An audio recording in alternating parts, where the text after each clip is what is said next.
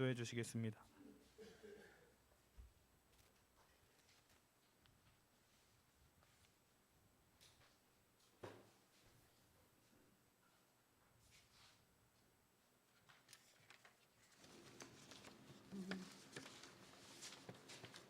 기도하시겠습니다. 하나님 아버지, 우리를 사랑하셔서 자녀 삼아 주시고 은혜와 사랑으로 기쁨의 삶을 살아가게 하심을 진심으로 감사드립니다. 그러나 저희들의 마음과 생각과 행동은 세상의 유혹에 자주 흔들리고 후회하는 생활을 많이 하고 있사오니 우리의 죄를 용서하여 주시옵고 매 순간 강하게 붙들어 주시옵소서. 끝이 보이지 않는 코로나19로 인하여 믿음이 약해지거나 게을러지지 않게 도와주시며 붙잡아 주시옵소서.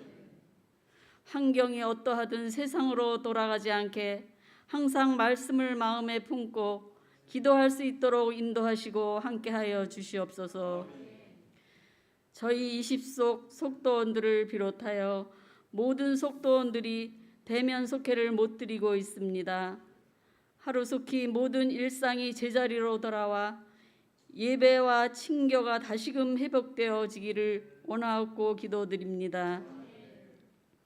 이 힘든 상황을 헤쳐나가기 위하여 저희들의 기도가 부족하지 않은지 헤아려 주시고 주님만 의지하는 믿음과 참된 예배를 드릴 수 있도록 도와주시옵소서. 또한 기도드리옵기는 여러 가지 고민과 문제들로 어렵고 힘들어하는 성도들, 또 질병으로 고생하는 성도들 많이 있습니다. 속히 치유하여 주시고 해결함 주셔서 하나님께 기쁨으로 예배드리게 하시옵소서. 예배를 위하여 또 모든 행사를 위하여 각 분야에서 고생하시며 헌신하시는 목사님을 비롯하여 전도사님, 교회학교 선생님들, 보이지 않게 헌신하시는 모든 분들 건강할 수 있도록 항상 돌보아 주시고 무한하신 사랑으로 축복하여 주시옵기를 간절히 원하옵고 기도드립니다. 이 모든 말씀 사랑이 무한하신 예수님의 이름으로 기도드립니다.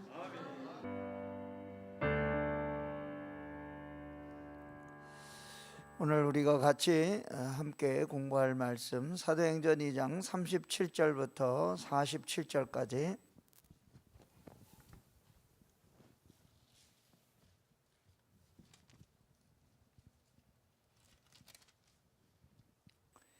(2장) 37절부터 47절까지 우리 한 절씩 교독하도록 하겠습니다. 제가 가진 성경에는 신약성경 190쪽에 있습니다. 사도행전 2장 37절.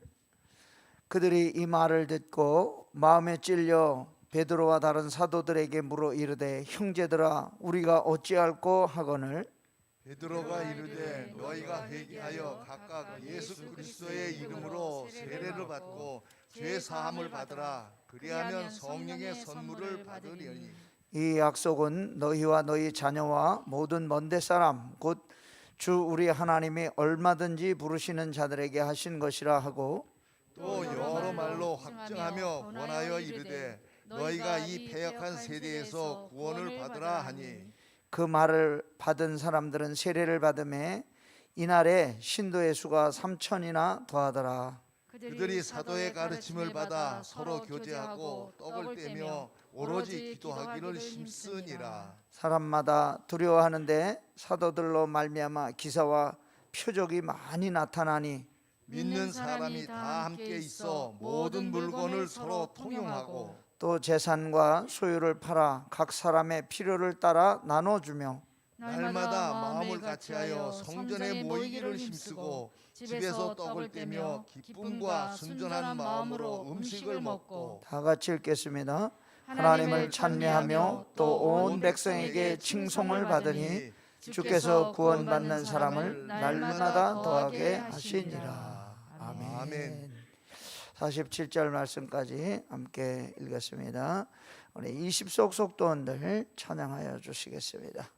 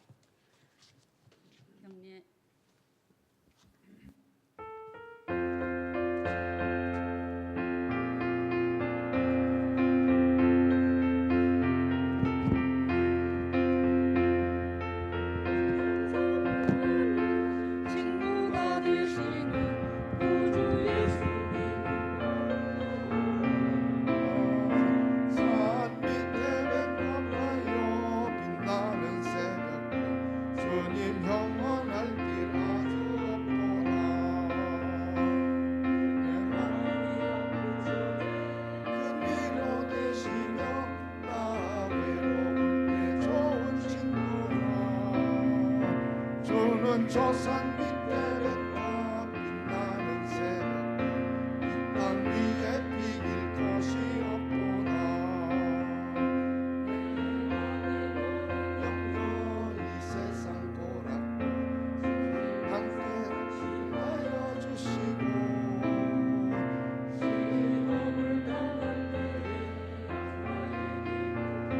즉심을 외치사 나를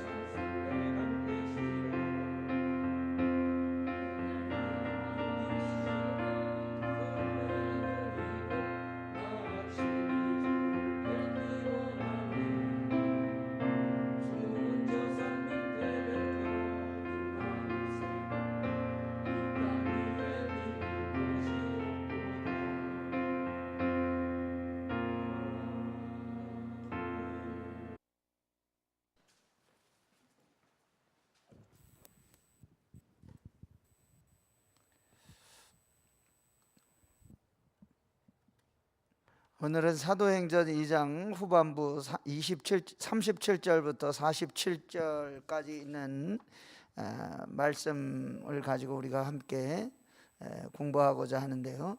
우리가 사도행전을 읽을 때마다 초대교회를 그리워하게 됩니다. 왜냐하면 초대교회는 성령의 역사로부터 시작이 되었고 이 땅에서 우리가 정말 이상적인 교회가 무엇인가 그렇게 생각할 때 예루살렘의 이 초대교회를 말할 수가 없기 때문입니다. 그래서 종교개혁 시대에는 초대교회로 돌아가자 그렇게 종교개혁가들은 외쳤습니다.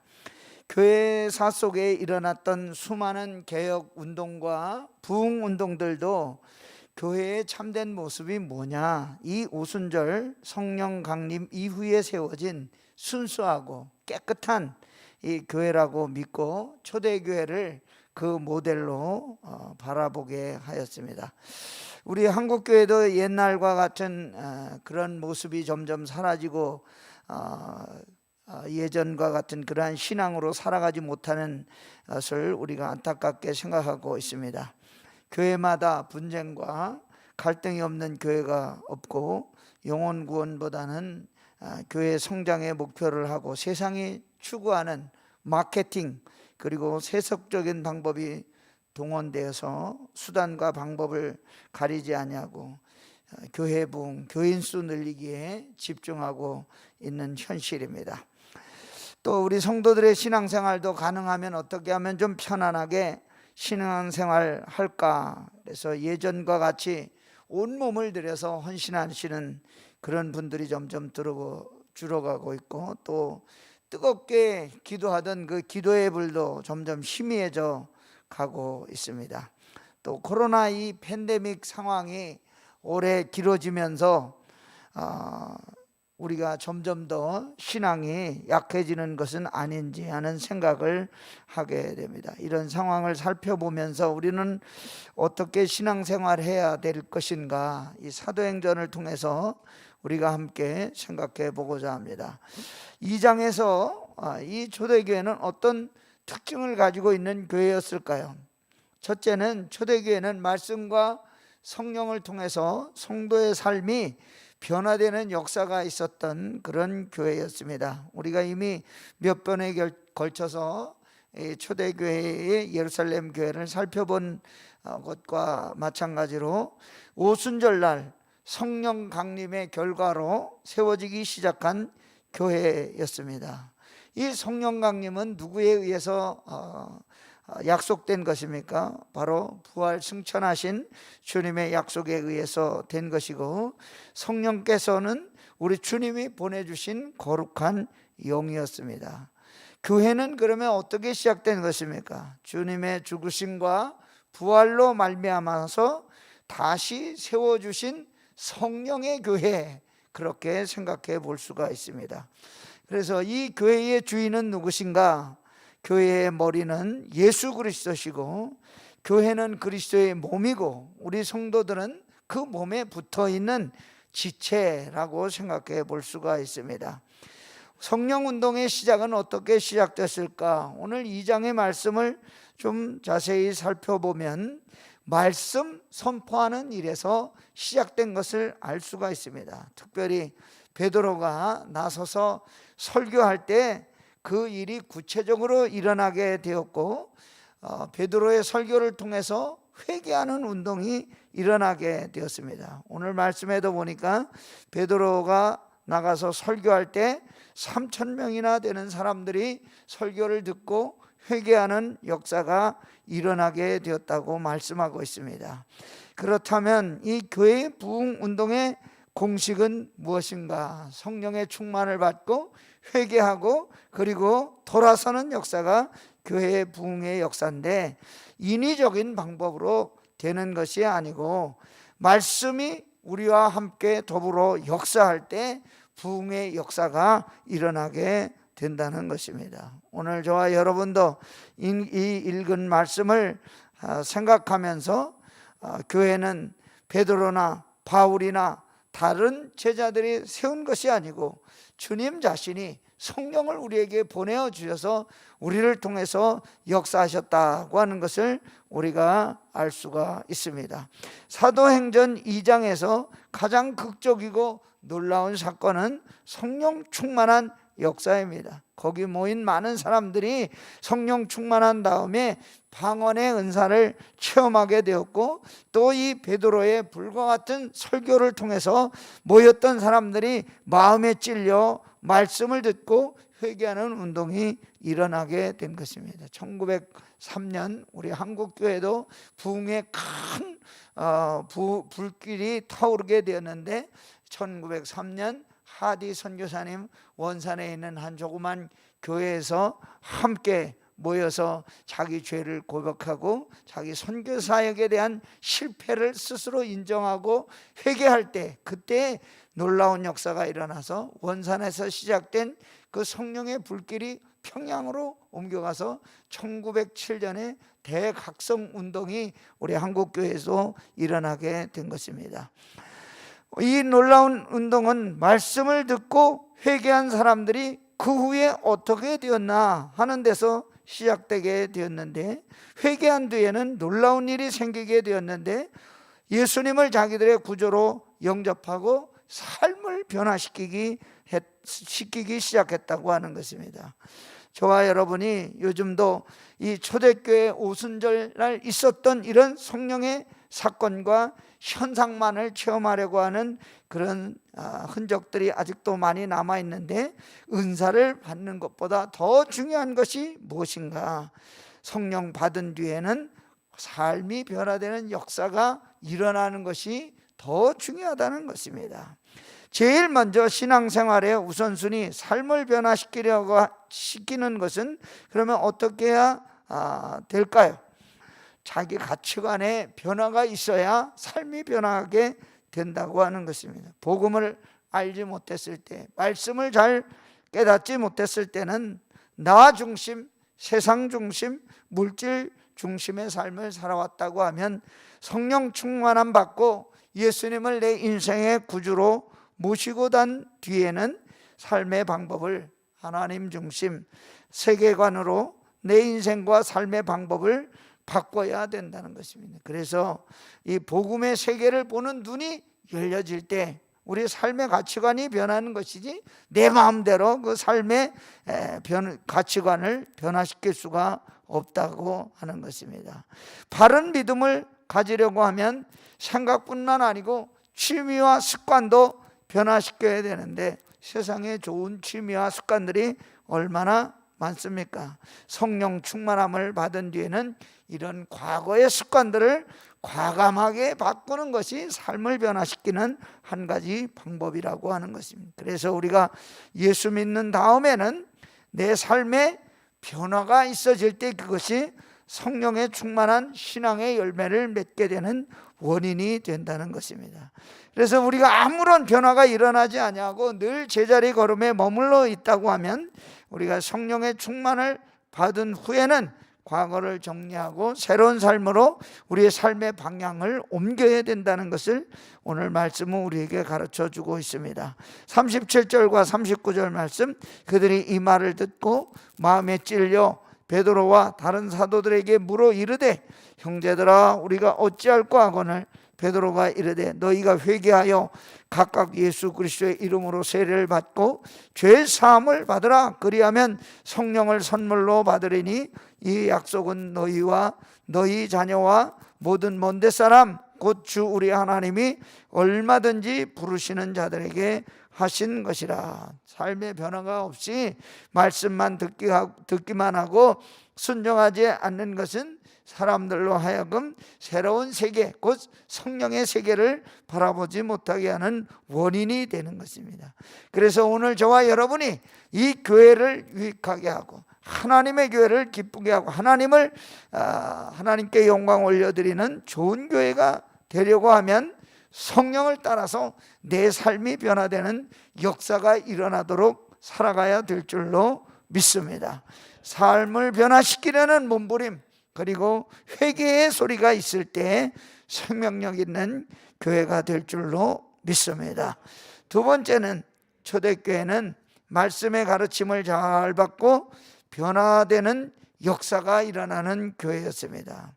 오늘 이 말씀을 쓴 누가는 41절과 42절에 사도의 가르침을 잘 받아 회개와 변화의 역사가 일어나게 되었다고 말씀하고 있습니다. 40절 41절, 또 여러 말로 확증하여 하며 권하여 이르되 너희가 이 패역한 세대에서 구원을 받으라 하니 그 말을 받는 사람들은 세례를 받음에 그날의 신도의 수가 3,000이나 더하더라. 그때나 지금이나 하나님의 말씀을 잘 받아들일 때 심령에 변화되는 놀라운 역사가 일어나게 되는데, 로마서 10장 17절에 보면 믿음은 들음에서 나며 들음은 그리스도의 말씀으로 말미암았느니라 라고 말씀하고 있습니다. 믿음이 뭐냐? 내 의지나 열정에서 나오는 게 아니고 하나님의 말씀을 잘 듣는 것에서 시작된다는 것을 가르쳐주고 있습니다. 오늘 말씀의 설명에서 보면 말씀을 받았다는 말을 강조하고 있는데, 들을 뿐만 아니라 나 자신에게 주신 하나님의 말씀으로 내가 받아들일 때 삶이 변화되는 역사가 일어난다는 것을 가르쳐주고 있습니다. 하나님의 말씀을 듣는 사람은 많은데 말씀이 나에게 허락해 되신 내 말씀으로 받는 사람은 적다는 것을 이야기해 주고 있는 것입니다. 오늘 우리에게 들려진 이 말씀, 나를 변화시키는 말씀이라고 생각하고 우리 삶을 변화시키는 저와 여러분 되기를 간절히 소망합니다. 세 번째 초대교회는 말씀으로 변화받아 서로 떡을 떼고 사랑으로 교제하는 교회였습니다. 초대교회는 회개하고 예수 그리스도를 생명의 구주로 영접한 사람에게는 다 세례를 주었습니다.